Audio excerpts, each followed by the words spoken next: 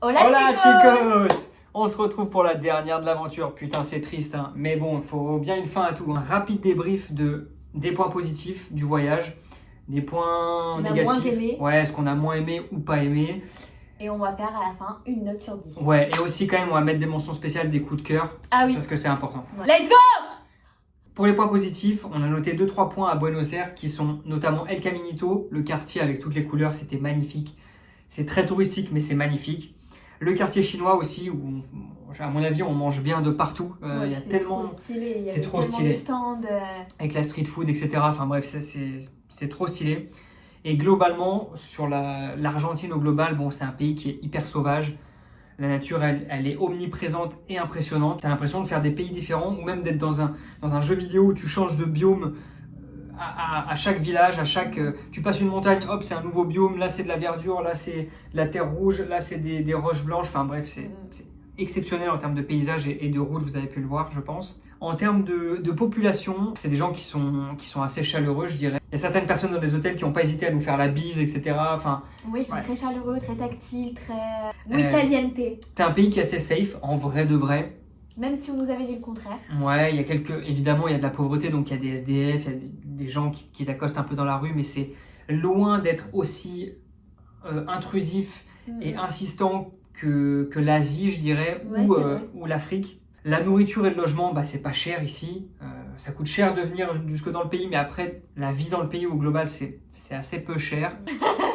L'Argentine, c'est dépaysement garanti en termes de paysage, c'est fou. La majorité des hôtels étaient plutôt bien, en vrai.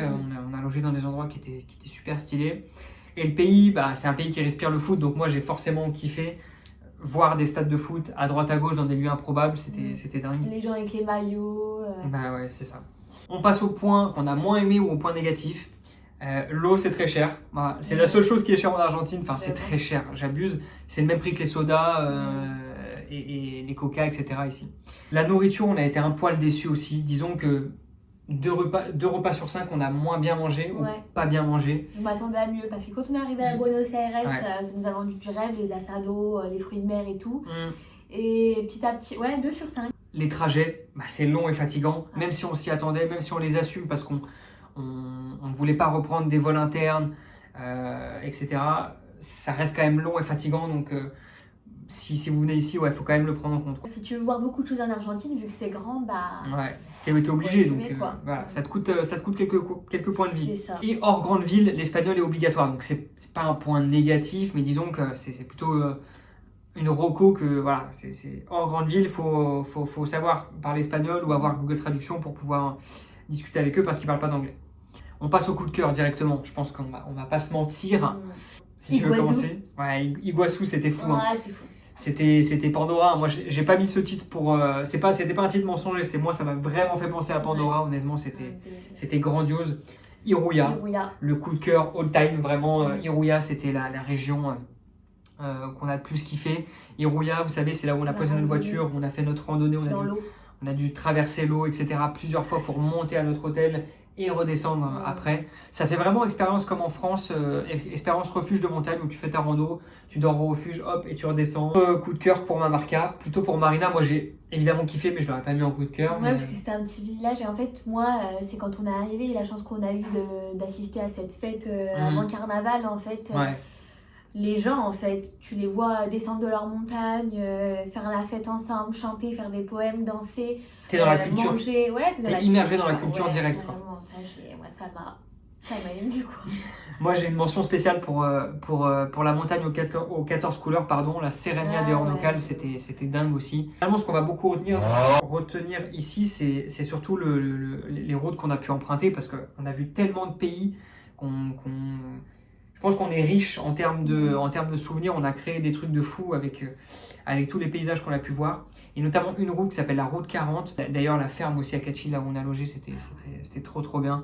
Tenue par deux sœurs qui font tout elles-mêmes. Et enfin, le quartier chinois à Buenos Aires aussi, qui était vraiment une ambiance de fou parce que ça fait vraiment... T'as l'impression d'être soit en Chine, au Japon, en Corée, en Asie, des néons de partout, de la street food. C'est très bon, enfin voilà, l'ambiance était dingue. On passe aux notes. Marina. Alors moi je mettrais un 8,5 parce que c'était super beau, j'en ai pris plein la vue, les gens. Je peux pas mettre plus parce que un petit peu déçu quand même de la nourriture. Et toi? Ouais, moi je mettrais 9. 9 quasiment au même niveau que Bali. Bali, je mettrais un tout petit peu au-dessus pour la nourriture justement.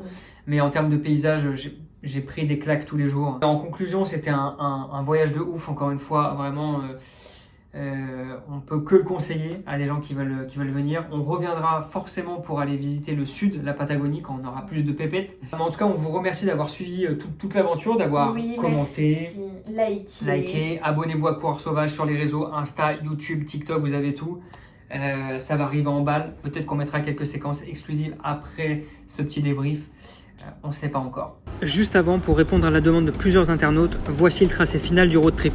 Guettez bien le nombre de kilomètres à la fin qu'on a parcouru en 3 semaines, c'est effrayant.